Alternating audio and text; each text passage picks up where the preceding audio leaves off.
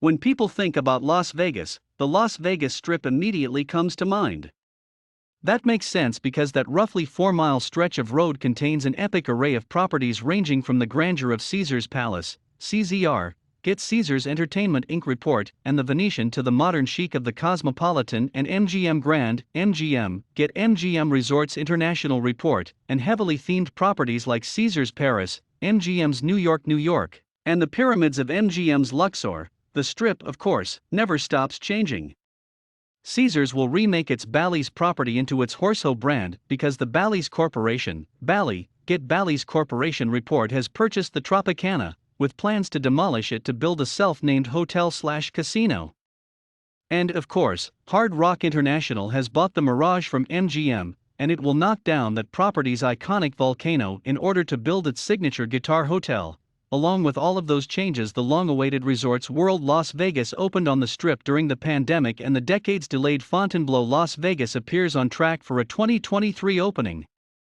That makes it seem like the future of Las Vegas lies on the Strip, but what if that's not the case and another part of town? Downtown Las Vegas, an area where neither Caesars nor MGM owns a property, stands ready to make a play for its share of tourist dollars. While the Las Vegas Strip has a mix of glamour and grit, it's best known for its top-tier properties. Downtown Las Vegas, centered around Fulton St., has been known for a more old-school experience. Hotels like the Golden Nugget and Binion's offer a more classic Las Vegas experience, complete with cheap shrimp cocktail, discount steaks, and a mix of vintage waitresses and younger ones and more provocative waitresses. Those casinos, and other similar downtown properties, sit on Fulton St., which has a canopy full of lights that delivers the over-the-top Fulton St. experience show after dark. Add in a lot of live music, people zip-lining through the sky, and a mix of oddities including Showgirls, Elmo, Optimus Prime, PAW Patrol, and a cast of somewhat desperate, and sometimes poorly done characters, looking to pose for a picture for cash. It's a compelling scene, but a decidedly downmarket one from what Caesars, MGM, and others offer on the Strip. That's something that Derek Stevens and his brother Greg hope to change with downtown's newest property, Circa, which opened its first tower in October 2020, mixes an old-school Las Vegas feel with new-school luxury.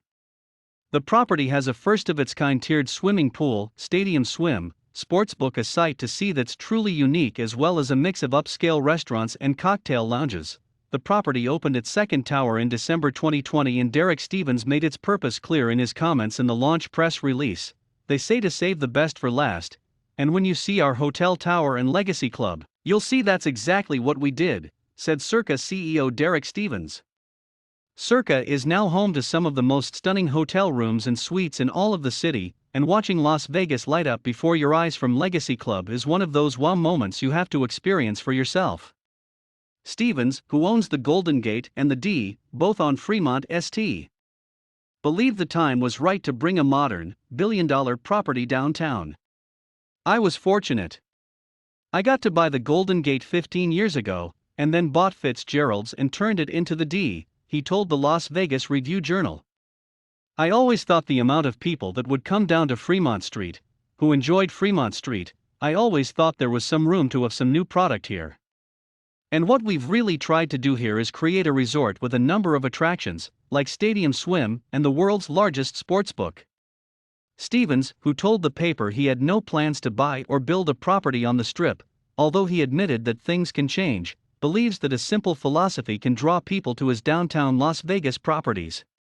Every customer that walks through these doors, let's be thankful that they're willing to give us 48 hours of their life or 72 hours of their life. The fact that someone from Columbus or somebody from Atlanta, or somebody from Salt Lake City is willing to spend their weekend here, or potentially even just a few hours here, let's be respectful. If they're giving us their time, it's our responsibility to give them the time of their life, he said.